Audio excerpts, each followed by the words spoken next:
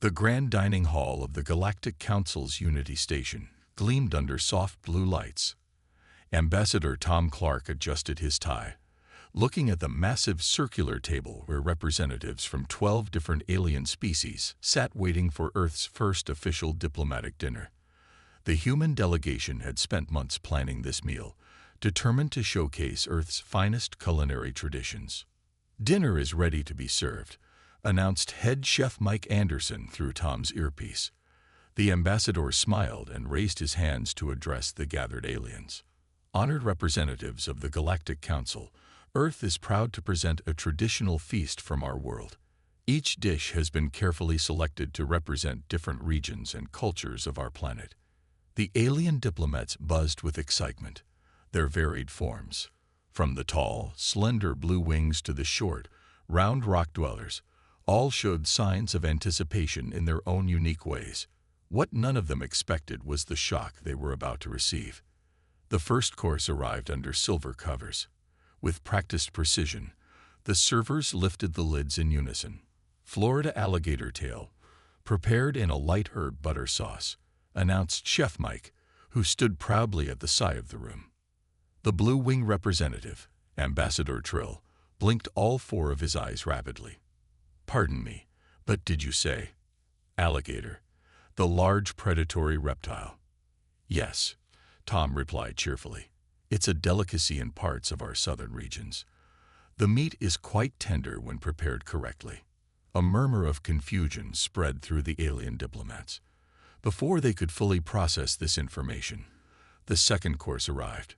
Shark fin soup, a traditional dish from Earth's Asian regions, the chef announced.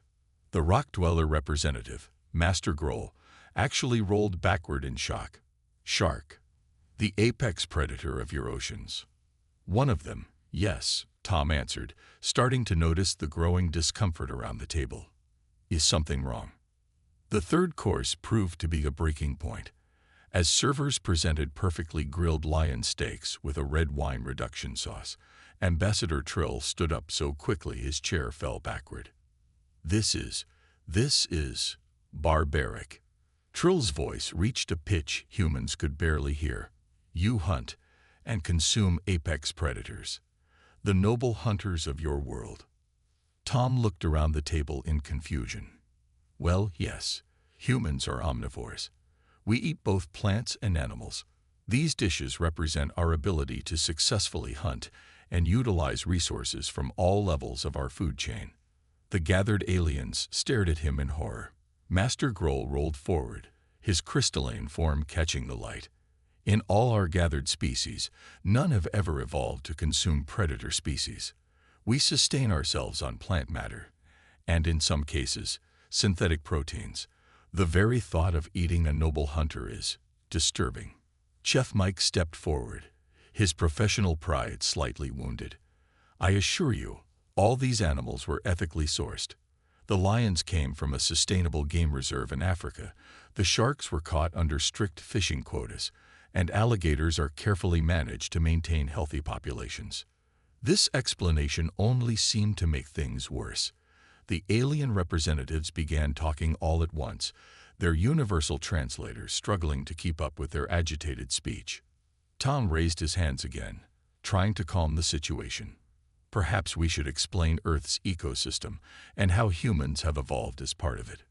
"You mean how you evolved to hunt and eat the hunters?" Trill asked, still standing. "How your species somehow rose to challenge the very apex predators of your world?" "Well, technically," Tom said carefully, "humans are considered apex predators ourselves. We're omnivorous persistence hunters who developed tool use and complex social structures too." He didn't get to finish. The dining hall erupted in chaos as the alien representatives processed this new information. Some demanded immediate contact with their homeworlds, others simply stared at their plates in horror. And a few brave souls actually sniffed at the food with morbid curiosity.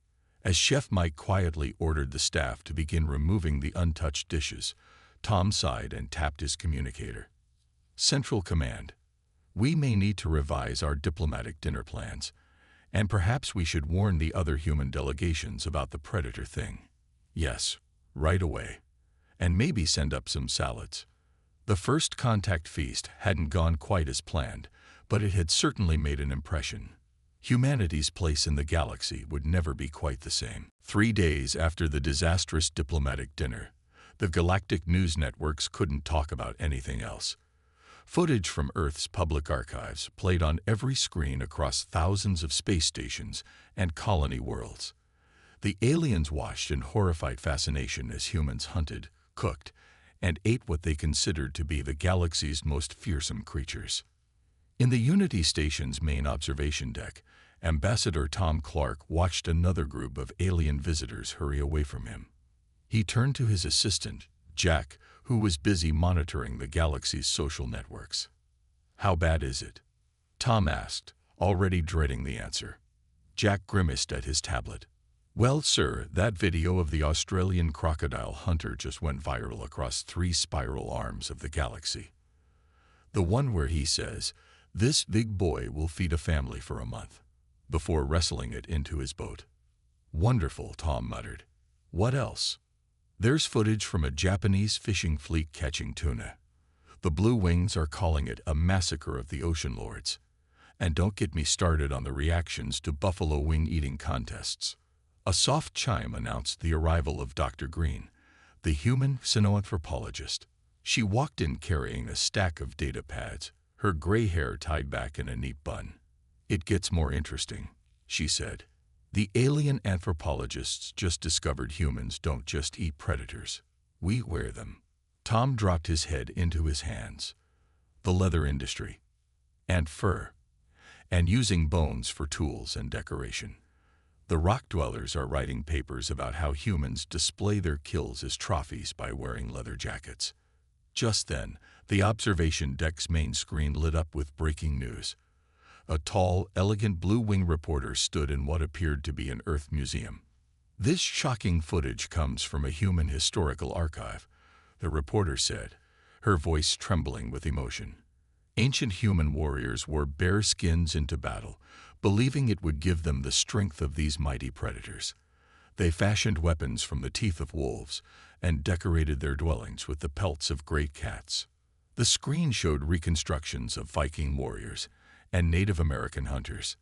The reporter continued, "Even today, humans continue these practices through what they call fashion and interior design."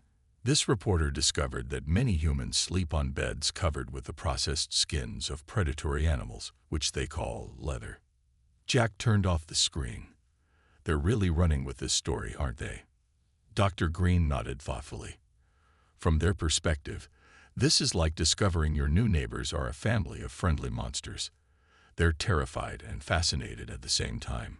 The station's AI announced new visitors, and a group of alien scientists shuffled nervously onto the deck. Their leader, a blue-wing professor named Kip, approached Tom with a data pad held out like a shield. "Ambassador," Kip said carefully, "we've been studying your Earth's historical records. Is it true the human children are given plush replicas of predators as comfort objects?" Tom blinked. "You mean teddy bears?" "Yes." Kip's wings fluttered anxiously. "You give your young soft sculptures of one of your planet's most dangerous omnivorous predators. And something called toy dinosaurs." "Well, yes," Tom admitted. "Children often find them comforting. They help children learn about animals in a safe way."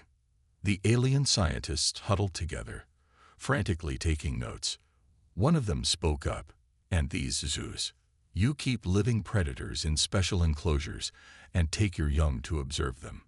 "For education and conservation purposes, yes," Dr. Green explained. "Many predator species are endangered, and we work to protect them." This caused another stir among the aliens. Kip's wings turned a pale blue, a sign of deep confusion. "You hunt them, eat them, wear their skins, and protect them." "It's called conservation," Tom said. "Humans believe in maintaining the balance of our ecosystems." "Fascinating," Kip whispered. "Your species hunts the hunters, but also ensures their survival. You are either the most primitive or the most advanced species we've ever encountered. We cannot decide which." As the alien scientists left, still muttering among themselves, Tom turned to his colleagues. Well, at least they're moving from pure horror to scientific curiosity. That's progress, right? Sure, Jack said, checking his tablet again. Oh, and sir, they just discovered competitive eating contests involving predator meat. The footage from the annual Alligator Wrestling Championship is trending across the galaxy. Tom just sighed and looked out at the stars. This was going to be a long week. The situation got worse by the end of the week. Trade ships started avoiding Earth's space lanes. At the Unity Station's main conference room, Ambassador Tom Clark faced a particularly difficult meeting with the Galactic Council's Trade Committee. The motion to restrict Earth's trade access is now open for discussion, announced the head counselor, a blue wing named High Speaker Lux. His wings were tinted a dark purple, showing his discomfort. Tom stood up, straightening his jacket. With all due respect, these trade restrictions are completely unnecessary. Earth has done nothing wrong. Nothing wrong. A rock dweller representative rolled forward, crystals flashing red. Your people hunt noble creatures for sport. We have evidence of something called sport fishing, where you catch apex ocean predators for fun, and throw them back, Tom tried to explain. Catch and release is a popular. You play with their lives, interrupted another counselor. We've seen the videos of your fishing shows where humans laugh while fighting with great ocean hunters. Before Tom could respond, the room's main screen lit up with urgent news. The reporter, looking distressed, announced, "Breaking news. 3 major alien restaurant chains have just removed all Earth-sourced products from their menus, citing ethical concerns about human food production methods." Tom watched as his tablet filled with messages from Earth's Economic Council. This was getting serious. Humanity's food exports were a significant part of their galactic trade. Dr. Green entered the room, looking worried. "Ambassador, we have another problem. Tourist bookings to Earth have dropped by 80%. The aliens are afraid to visit our planet." "Afraid?" Tom asked. "Why?" A timid blue-winged scientist spoke up from the corner. "Your hunting abilities. The latest research papers suggest the humans can chase prey until it dies of exhaustion. You call it persistence hunting. It's terrifying. Not to mention," added another counselor, "we've discovered humans can throw objects with deadly accuracy and run long distances in high temperatures. You're literally built to be predator killers." Tom rubbed his temples. This was getting out of hand. "Look," he said, "humans have evolved alongside these predators. We respect them. We've learned to coexist with them. Yes, we hunt some species, but we also protect them. Our relationship with Earth's predators is complex." The room's AI announced a new arrival. Chef Mike walked in, looking determined. He pushed a cart loaded with data pads. "Council members," he said firmly, "I've brought documentation about Earth's conservation efforts. We maintain strict hunting quotas. We have entire organizations dedicated to protecting predator species. We've brought many back from the brink of extinction." The aliens looked through the data, muttering among themselves. High Speaker Lux raised all 4 hands for silence. "Let me understand this," he said slowly. "You humans hunt predators to save them." "Exactly." Tom seized the opening. Controlled hunting helps manage populations, provides funding for conservation, and maintains the balance of ecosystems. When we eat predator meat, it's done with respect and understanding of our place in nature's cycle. A young blue-winged scientist nervously raised a hand. "But the teddy bears." Tom couldn't help but smile.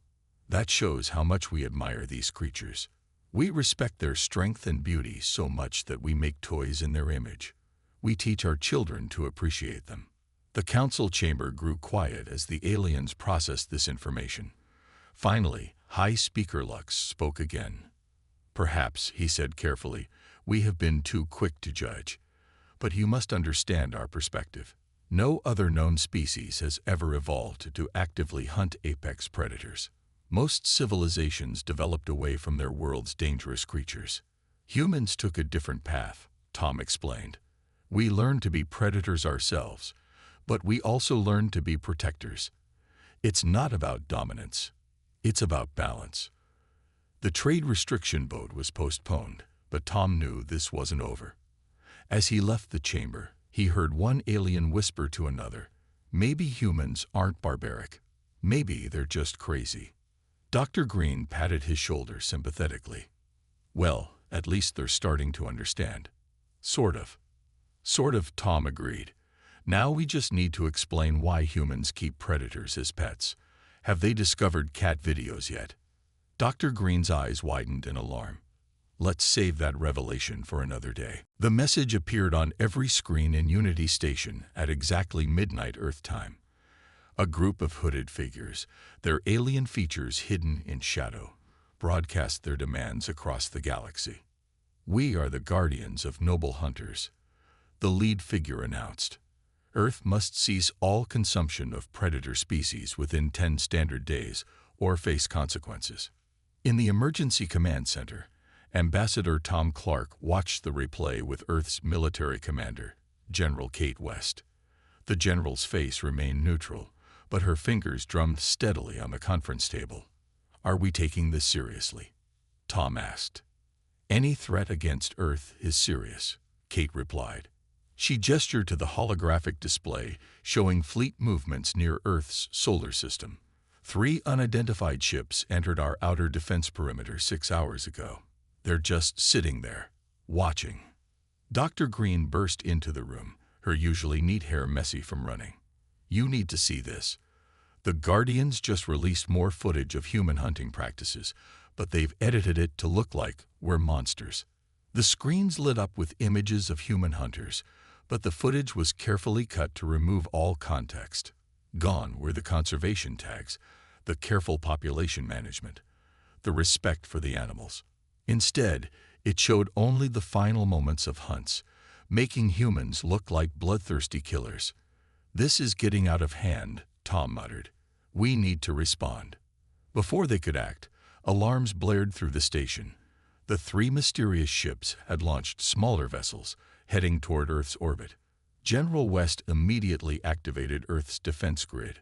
Hundreds of sleek human ships emerged from hidden positions around the planet, surrounding the alien vessels in seconds. The display lit up with targeting data. "This is General Kate West of Earth Defense Force," she broadcast. "You have entered restricted space. State your intentions." The alien ships froze in place. Clearly, they hadn't expected such a swift and organized response. The lead vessel's commander responded with obvious surprise in his voice. How did you deploy so quickly?" Kate allowed herself a small smile. "Humans are predators, remember. We're always ready. Now state your intentions."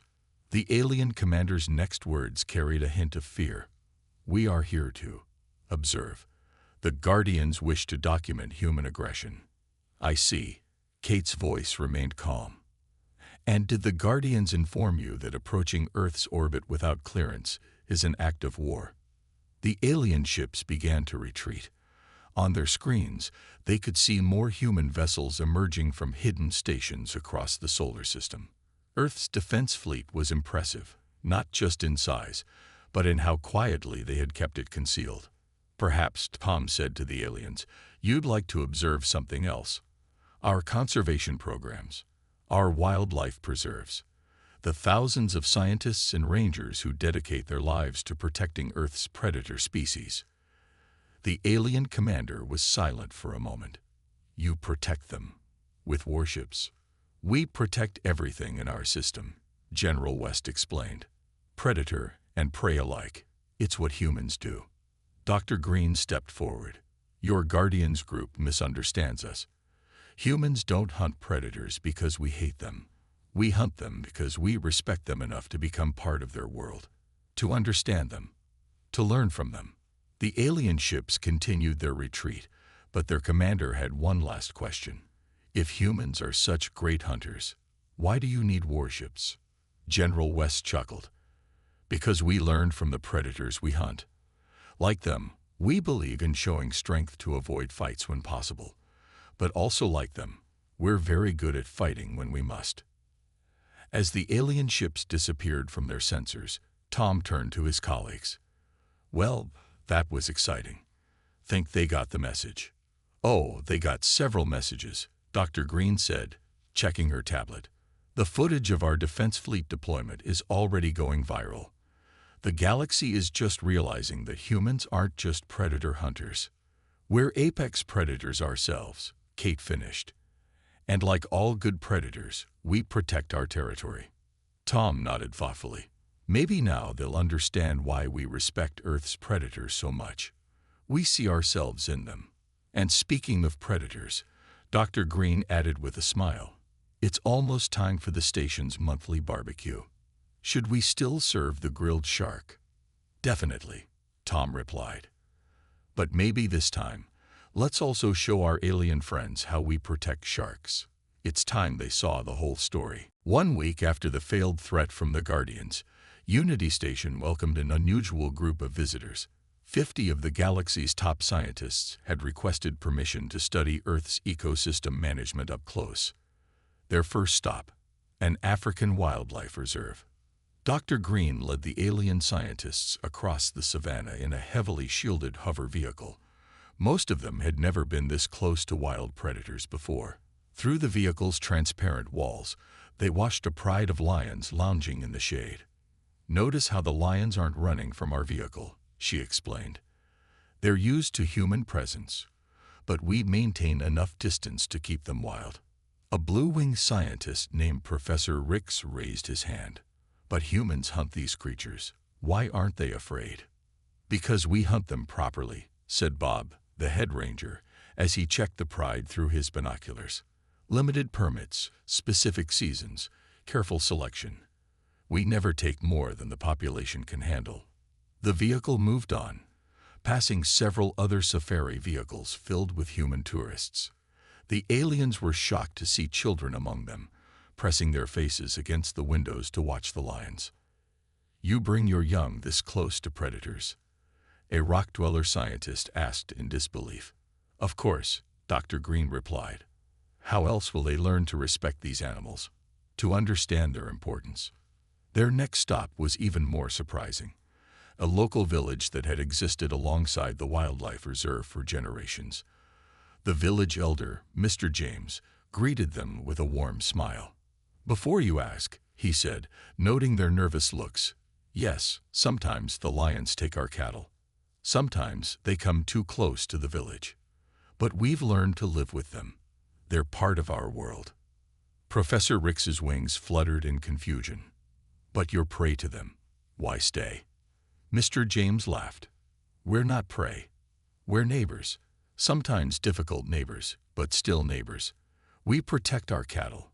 They keep their distance. When they don't, he patted his rifle.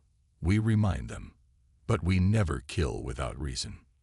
The alien scientists took furious notes as Mr. James explained how the village benefited from both tourism and controlled hunting, how they helped protect the lions from poachers, and how they taught their children to respect but not fear the great cats. Later that day, at a research station, the aliens watched in fascination as scientists fitted a young lion with a tracking collar. Every predator in this reserve is monitored, the wildlife biologist explained. We track their health, their hunting patterns, their territories. When the population gets too large for the available prey, we allow carefully regulated hunting. When it's too small, we protect them more strictly. It's a balance, Dr. Green added. Just like humans learn to be both predator and protector, we help maintain the balance of nature. The real breakthrough came during dinner at the research station. Chef Mike had prepared a special meal, featuring both traditional African game meat and vegetarian dishes. To everyone's surprise, a few brave alien scientists decided to try the meat. Professor Rix took a tiny bite of grilled lion meat, and his wings turned bright blue, a sign of amazement. This was a respected hunter, he said slowly. I can taste its strength, and you honor it by using every part, wasting nothing. Exactly, Chef Mike beamed.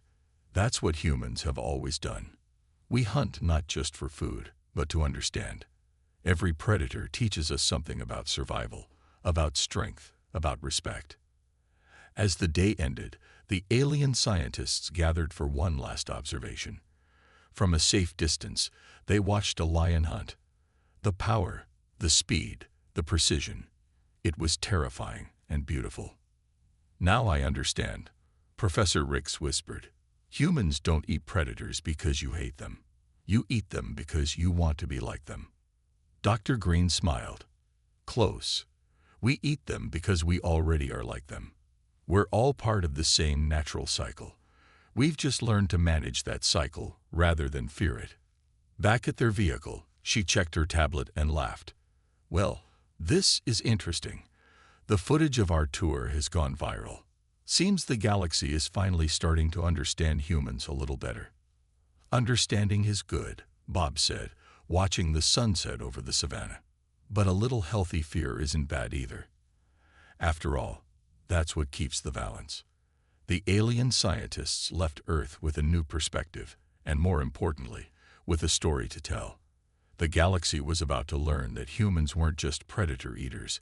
They were nature's most successful custodians. 3 months after the scientific delegation's visit to Earth, Unity Station's biggest restaurant was packed with an unusual crowd. Alien diplomats, scientists, and even a few brave food critics sat at tables, watching Chef Mike's cooking demonstration with a mixture of horror and fascination. "Today, we'll learn about sustainable seafood," Mike announced, holding up a large tuna. "This fish was caught using traditional line methods that protect both the target species and other marine life." In the audience, Professor Ricks, who had become something of a celebrity after his Earth visit, raised all 4 hands in excitement. "Notice how the chef treats the ingredient with respect. This is not mere food preparation. This is an ancient Earth ritual." Tom watched from the back of the room, trying not to laugh. Somehow, Professor Ricks had turned human cooking into a spiritual experience. His viral documentaries about the noble human hunter-gatherers had changed how many aliens viewed Earth's customs. "The tide is turning," Dr. Green whispered to Tom. "Look at this." She showed him her tablet, displaying news from across the galaxy. Breaking news. First alien restaurant serves Earth predator cuisine. Blue-wing scientists study human hunting techniques for conservation. Rock dweller colonies request human wildlife management experts. The cooking demonstration continued as Chef Mike expertly prepared the tuna. "In many Earth cultures," he explained, "the skill of the hunter is matched by the skill of the cook. Nothing is wasted. Every part of the animal serves a purpose." A young blue-wing food critic cautiously tasted the finished dish. Her wings turned bright blue with surprise. It's actually good. The texture, the flavor. I think I understand now why humans value these foods." The audience murmured in agreement. Several aliens who had sworn never to touch predator meat were now asking for recipes. Later that day, in the station's conference room, Tom met with representatives from 3 alien worlds facing their own wildlife management challenges. "Our moon colony has an overpopulation of apex creatures," a rock dweller explained. "We never hunted them, and now they threaten our other wildlife. Could human experts help?" "Of course," Tom replied. "We've dealt with similar situations on Earth. Our wildlife managers can teach you how to maintain healthy populations through controlled hunting and habitat management."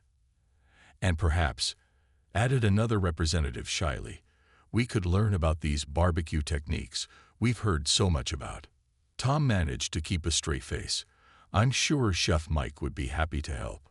In the station's observation deck, Dr. Green was giving a lecture to a group of alien children, something that would have been unthinkable just months ago. She showed them pictures of Earth's predators, explaining how humans had learned to live alongside them. "And here's something really special," she said, pulling out a teddy bear. The alien children crowded around, fascinated by the soft toy version of Earth's fearsome predator. "Humans are so strange," one child said, hugging the teddy bear. "They make scary things cute." "That's our secret," Dr. Green winked. We're not afraid of predators because we understand them, and sometimes understanding starts with a toy. The day ended with an unprecedented event, the first interstellar hunting expedition led by human guides. A small group of alien scientists would accompany Earth Rangers to learn proper hunting techniques. Remember, Bob told the nervous aliens as they prepared for their trip, hunting isn't just about taking life. It's about understanding your place in nature's cycle. Professor Riggs, who had signed up for the expedition, nodded eagerly. Just like humans, both predator and protector, hunter and guardian. Tom watched the preparation from his office window. You know, he said to Dr. Green, 6 months ago, they thought we were barbaric monsters. Now they're signing up for hunting trips and cooking classes. Humans do have a way of growing on people, she replied. Even if those people have 4 arms, crystal bodies, or wings. Just then, Tom's tablet chimed with a new message. He read it and burst out laughing. What is it? Dr. Green asked. The Galactic Council, Tom grinned. They want to know if Earth would consider hosting the first interstellar food festival. Apparently, predator cuisine is becoming quite trendy. Well, Dr. Green smiled. I guess we're not just the galaxy's apex predators anymore. We're also its favorite cooking instructors. 1 year after the infamous First Contact dinner that shocked the galaxy, Unity Station hosted the first interstellar food festival. The main hall had been transformed into a massive marketplace of Earth cuisine, with cooking stations, educational displays, and even a small petting zoo featuring Earth's domesticated predators. Tom stood at the entrance, watching aliens of all species browse the stalls with curiosity rather than fear. Next to him, Chef Mike beamed with pride as his cooking station drew the longest queue. Try our special of the day, Mike called out. Grilled shark with earth herbs, prepared according to sustainable fishing traditions. A group of blue-wing food critics hovered nearby, their wings shimmering with excitement as they sampled the dish. Their review streamed live across galactic networks. Earth's apex predator cuisine. Terrifying yet terrific. 5 stars. Professor Riggs, now the galaxy's leading expert on human culture, led guided tours through the festival. Notice how humans have information stands next to each food station, he explained to his group. They share the story of each predator, its role in the ecosystem, and how they maintain its population. This is not just eating. This is education. At the petting zoo section, Dr. Green supervised as alien children cautiously petted a large Maine Coon cat. The sight of aliens willingly touching an Earth predator would have been unthinkable a year ago. Don't worry, she assured nervous parents. Cats are one of the predator species humans have domesticated. They're perfectly safe, most of the time. She winked as the cat purred loudly, causing several alien children to giggle. General Kate West walked through the festival in her dress uniform, accompanied by representatives from various alien military forces.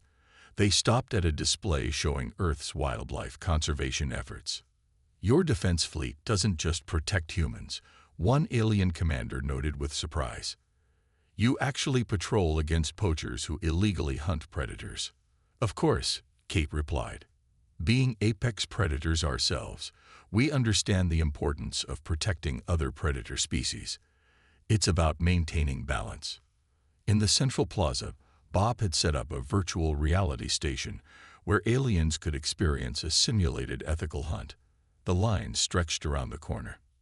Remember, he told each participant, hunting isn't about domination. It's about respect, skill, and conservation. Every hunter must understand their responsibility to the ecosystem. Tom's tablet buzzed with the latest news updates. Earth's wildlife management programs, now standard for 50 alien worlds. Predator cuisine restaurants opening across the galaxy. Human conservation methods revolutionize alien ecosystem management. Earth's teddy bears become most popular toy in 3-star systems. As the festival reached its peak, High Speaker Lux made a surprise appearance. The Blue Wing leader sampled dishes at various stalls before addressing the crowd. 1 year ago, he began, We thought humans were barbaric for eating apex predators. Today, we understand that humans are something unique in our galaxy, a species that has mastered the art of being both predator and protector. He raised a glass of earth wine. Here's to humanity, the galaxy's most surprising teachers. You've shown us that true civilization isn't about avoiding nature's dangers, but about understanding and respecting them. Later that evening, as the festival wound down, Tom sat with his team in their favorite station restaurant. The menu now proudly offered both alien vegetarian dishes and Earth's predator cuisine. "Did you see?" Dr. Green asked, showing them her tablet. "The Galactic University is opening a new department, Human Environmental Management Studies. They want Earth experts to teach. And the Defense Fleet has requests from 12 worlds for joint conservation patrols," General West added. "Turns out our predator hunting skills are perfect for catching poachers." Chef Mike joined them, tired but happy. The cooking school is full for the next 3 years. Even the rock dwellers want to learn how to grill. Tom looked around at his team and smiled. "So, what's next, now that the galaxy isn't terrified of us anymore?" "Oh, that's the best part," Dr. Green grinned. "They're still a little terrified, but now they understand why. And they respect it, just like we respect the predators we hunt." To the new normal, Bob raised his glass, where humans being weird makes perfect sense. They all laughed and toasted. Outside the restaurant's window, Earth shone brightly, no longer an oddity in the galaxy, but a respected teacher of one of life's most important lessons. Sometimes, the best way to respect nature is to be part of it, predator and protector alike.